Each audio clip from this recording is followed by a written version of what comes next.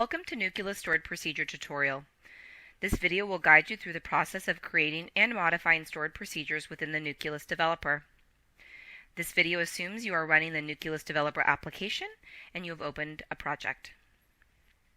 Stored procedures are expert interfaces best performed by individuals with established experiences in creating and maintaining functions within relational databases. Any errors introduced into a stored procedure will cause errors on the HMI station during runtime, so great care should be used. Always test them before distribution. On the positive side, stored procedures provide great versatility in control system design. In this tutorial, we will create a simple function to send a control to a PLC on a regular interval. This will be a heartbeat control to the PLC. The PLC will then echo that control back as an indication. This will allow our control system to determine if the PLC is in run mode or program mode. To begin this exercise, make sure you are in the project data section and select the AL shortcut button to launch the alarm interface. The Allen-Bradley PLC logic for our project has been designed to receive a steady toggle control from our communication server. When we are toggling this control on and off at a regular interval, the PLC will return an indication that is also toggling. If either side is not receiving the toggle, then each side knows the other side is not working properly. So, if our system control is not sending the toggle, then the PLC will not respond to any of our control requests. That is how important this is. For our control system, we need to implement a two-step process. In the first step, we will create an alarm that is activated if the PLC stops sending us to the toggle indication. You can see this indication by selecting the indications interface from the shortcut bar.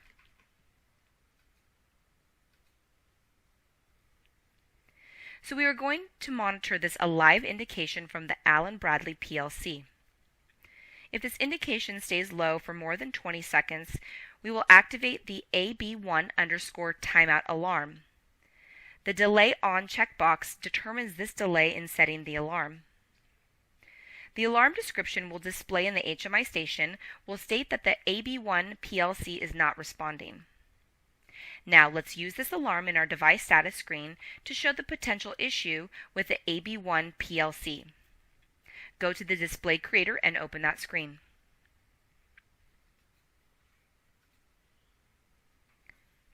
Now click on the AB1 icon and look at the expression we added.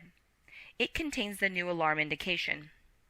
This expression states that if either of the communication servers, primary or secondary, are running and the AB1_timeout alarm has been set, then this icon will flash orange-red. Now let's run the HMI station, the communication server, and the logic server and see if the alarm is generated. If so, we will acknowledge that alarm to keep it from making the audible alert.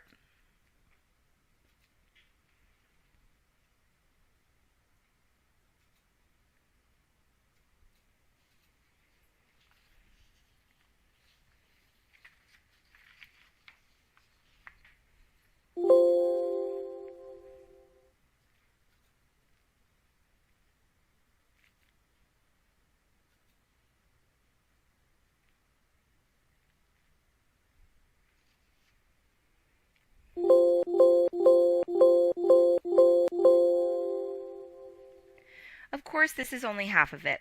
The PLC will not respond with this toggle indication because we are not yet sending the control toggle. As a result, we will always receive the alarm. We need to add a method to send a toggle control to the PLC. So let's do that with a stored procedure. But first, switch over to the communication server. We can see that no controls are being sent out. Take note of this for later.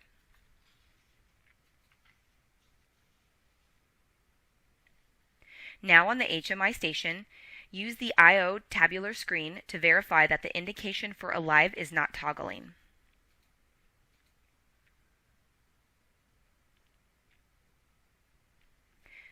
Shut down the 3 external applications and let's return to the project data section. Select the SP shortcut button to open the stored procedure interface, and then select the button Manage Stored Procedures.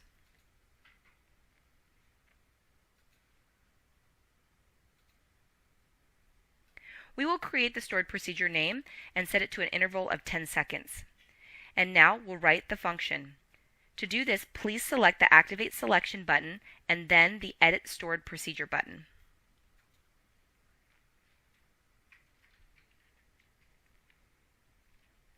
In this stored procedure, we are simply setting the alive control to a digital value to 1 with an interval of 10 seconds. Since this control is momentary, it will only stay high for 3 seconds. So once every 10 seconds, the stored procedure will run again. And once again, we will be setting the control value high in the database. The communication server will pick up this change and send the control to the Allen Bradley PLC. It will act as a toggle because the control is defined as momentary.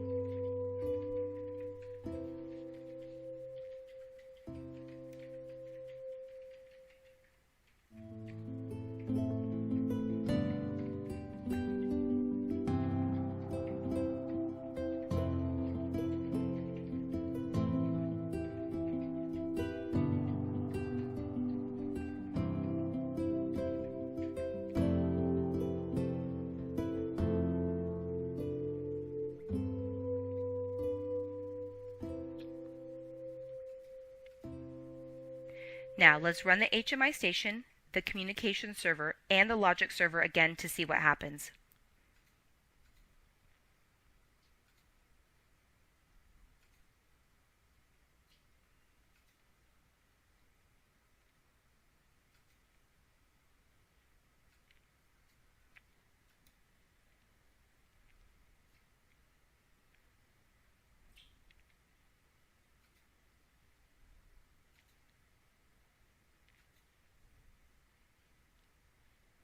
The alarm conditions should no longer be active. Go to the I/O tabular screen to see the alive toggle indication is now changing.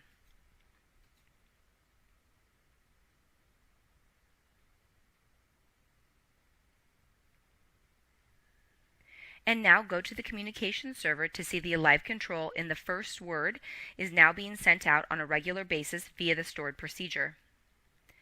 As you can see, if the PLC is placed in program mode, processing will stop inside the PLC, the toggling would stop, and the control system alarm would be raised. This concludes the stored procedure tutorial. Certainly you can do a lot more with this interface, but this should give you a basic idea of what is possible.